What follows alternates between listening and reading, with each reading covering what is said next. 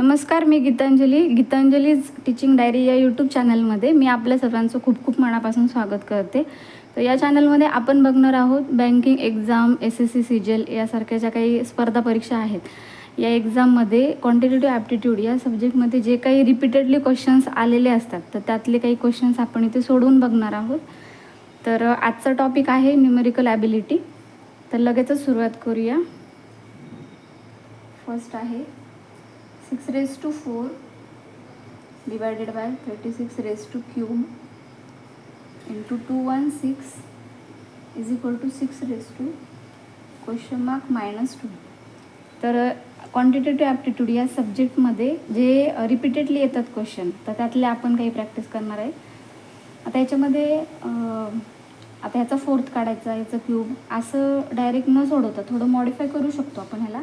जसं की 6⁴ divided by 36 म्हणजे 6चा स्क्वेअर, ह्याचा क्यूब इंटू 216 पण हा 6चा क्यूब आहे.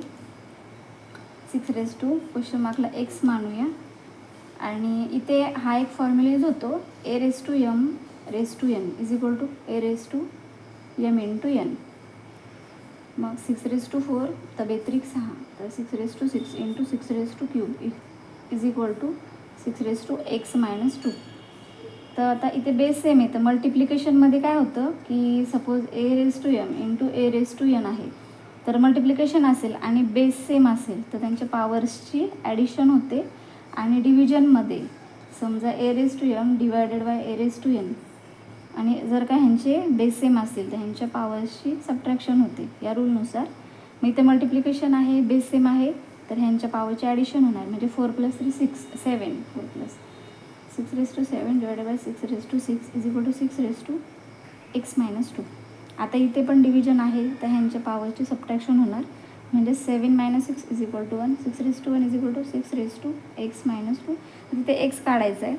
आता इथे इक्वल साईन, म्हणजे या दोन बाजू इक्वल पाहिजे आपल्याला. म्हणजे इथे काय घेता येईल जेणेकरून 6⁻, इथे 1 आहे तर ह्याचं पण 1 आलं पाहिजे, म्हणजे इथे 3 घ्यायला लागेल. 3 - 2 इज इक्वल टू 1 येईल, म्हणजे 6⁻2 is equal to 3 - 2 is equal to 6⁻1. म्हणजे आपला एक्स आलेला आहे 3.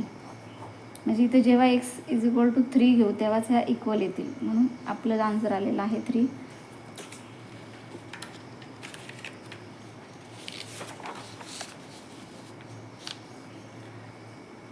सेकंड आहे 721 इंटू 398.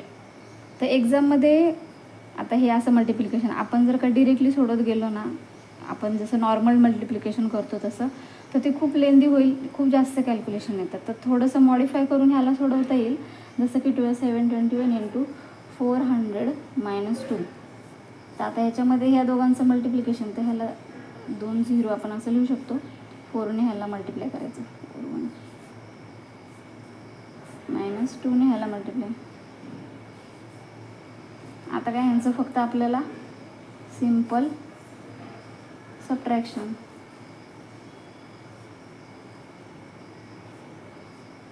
झालं, आन्सर आलं 286958.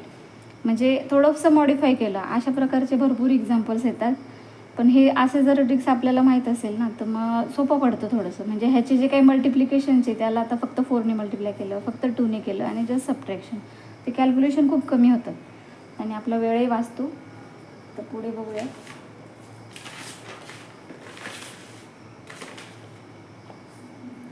(1.23³ प्लस 3 1.23चा स्क्वेअर इंटू 2.27 प्लस 3 2.27चा स्क्वेअर 1.23 प्लस 2.27³.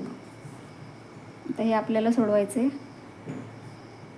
आता ह्याच्यामध्ये हे एवढं सगळं पॉईंटमध्ये एवढं दिलेलं असतं ना, त्याच्यामध्ये नक्की काहीतरी फॉर्म्युला यूज केलेला असतो, आपल्याला फक्त तो माहीत पाहिजे. तर ह्याच्यामध्ये त्यांनी जसं की आता a³ plus 3a² plus 3ab² plus b³ म्हणजेच a plus b whole cube ह्याचा फॉर्म्युला त्यांनी एक्सपांड केला आहे फक्त. म्हणजे a³ plus 3a² plus 3ab² plus b³. मग आपल्याला काही नाही, आता त्यांनी एक्सपान्शन केलं आहे फक्त. आपल्याला आता इथे a आहे 1.23 प्लस b आहे 2.27 होल क्यूब. मग आता हे फक्त सॉल्व करायचं आहे, यांची ॲडिशन.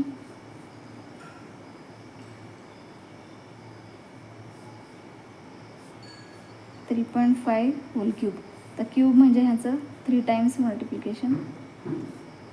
आता हे 2 टाईम म्हणजे ह्यांचं स्क्वेअर काढायला लागेल. ह्याच्यामध्ये जर का युनिट डिजिटला 5 असेल आणि सेकंड डिजिट हा जो सेम असेल तर ह्याचं कसं 5 5 25 आणि 3चा पुढचा डिजिट 4 म्हणजे 3 चौक 12.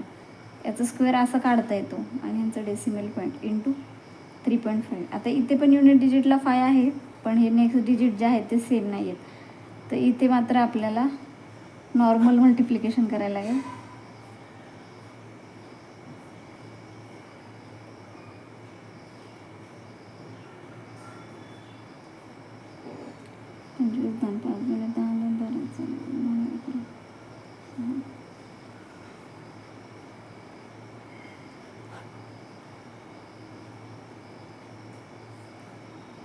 $42.875. तर ह्या क्वेश्चनमध्ये एवढं एक फक्त मल्टिप्लिकेशन थोडं लेंदी गेलं पण बाकीचं सिम्पल होतं. म्हणजे फक्त आपल्याला हा फॉर्म्युला जो एवढा मोठा त्यांनी दिला एक्सपांड करून तर त्याचं आपल्याला फक्त एवढंच सॉल्व करायला लागलं. म्हणजे आपल्याला फॉर्म्युला थोडंसं माहीत असेल ना तर या पद्धतीने मग आपल्याला कॅल्क्युलेशन्स कमी होतात. तर नेक्स्ट बघूया. 4th आहे 289 इज इक्वल टू 17^1/5x. आता 289 पण 17चा स्क्वेअर आहे तर ह्याला असं लिहू शकतो इज इक्वल टू 17^x/5. तर एक्स काढायचं आपल्याला जस्ट. इथे इक्वल साईन आहे म्हटल्यावर 17चा इथे स्क्वेअर येते. इथे सुद्धा ह्याचं जे काही कॅल्क्युलेशन आहे म्हणजे एक्स असा घ्यायला लागेल जे करून तो पण 2 आला पाहिजे. तर एक्सला जेव्हा 10 घेऊ तेव्हाच तो 2 येणार. 17चा स्क्वेअर इज इक्वल टू म्हणजे 17^10/5 इज इक्वल टू 17^2 म्हणजे ह्या इक्वल म्हणजे एक्सच्या जागी काय घ्याल तेव्हा हे दोन्ही इक्वल येतील. म्हणजे एक्सला आपण 10 घेतला तेव्हा इक्वल आले म्हणजे एक्स जो आहे आपला तो 10 आला. नेक्स्ट आहे under square root 24^4 plus 224 equals to X into 20चा स्क्वेअर. आता याला पण स्क्वेअर रूट काढायचा तर थोडंसं मॉडिफाय कसं करता येईल की आपल्याला फॉर्म्युला माहीतच आहे हा की a⁻m⁴n म्हणजे याचं मल्टिप्लिकेशन केलं तर ह्याला आपण कसं लिहू शकतो अंडर स्क्वेअर रूट 24चा स्क्वेअर आणि होल स्क्वेअर असं लिहू शकतो आपण is equal to X into 20चा स्क्वेअर 400. आता स्क्वेअर म्हणजे काय 2 टाइम्स म्हणजे अंडर स्क्वेअर रूट ही जी काही ब्रॅकेटमधली जी संख्या आहे तर तिला आपल्याला स्क्वेअर म्हणजे 2दा लिहायला लागणार असं. Plus 224 is equal to 400x is equal to. आता स्क्वेअर म्हणजे 2 आणि स्क्वेअर रूटच्या बाहेर येताना कसा रूल आहे की जे काही 2 टाइम्स असेल तर बाहेर येताना ते सिंगल म्हणजे स्क्वेअरचा रूट आहे म्हणून. तर मग आता स्क्वेअर म्हणजे 2 टाइम्स मग अंडर रूट ही जी काही डबल आहे हे तर हे रूटच्या बाहेर येताना ह्याचं सिंगल होणार म्हणजे फक्त 24चा स्क्वेअर एवढं सिंगल बाहेर येणार. Plus 224 is equal to 400x is equal to ह्याचा स्क्वेअर आहे 576 plus 224 800 is equal to 400x म्हणजे x is equal to 800 divided by 402 म्हणजे x इज इक्वल टू आपला आन्सर आलेला आहे 2. अशा पद्धतीने आपण 5 एक्झाम्पल्स बघितले जे रिपीटेडली क्वेश्चन येत असतात. न्यूमरिकल ॲबिलिटी हा टॉपिक येते ह्याच्यामधलेच आपण बघितलेले आहेत. सिम्पलच असतात पण जसं जसं आपली प्रॅक्टिस वाढत जाते तसं आपल्याला ते कसं मॉडिफाय करता येईल मग ह्याचं आपल्याला ट्रिक्स येऊन जातात. जे काही बिगिनर्स आहेत म्हणजे स्पर्धा परीक्षेसाठी जे देणारे आहेत आणि क्वांटिटेटिव्ह ॲप्टिट्यूड हा ऑलमोस्ट सगळ्या स्पर्धा परीक्षांमध्ये सब्जेक्ट आहेच. म्हणजे ॲप्टिट्यूड आहे, रिझनिंग आहे, इंग्लिश आहे, हे बेसिक सब्जेक्ट आहेत. तर हे आपल्याला कुठल्याही तुम्ही जे काही स्पर्धा परीक्षा कुठल्याही रेल्वे एक्झाम्स आहेत कुठल्याही एक्झाम द्या त्याच्यामध्ये आपल्याला हे बेसिक आपलं स्ट्रॉंग असणं गरजेचं आहे. मग त्यामधूनच आता ह्यातले मी 5 एक्झाम्पल आज सोडवलेले आहेत.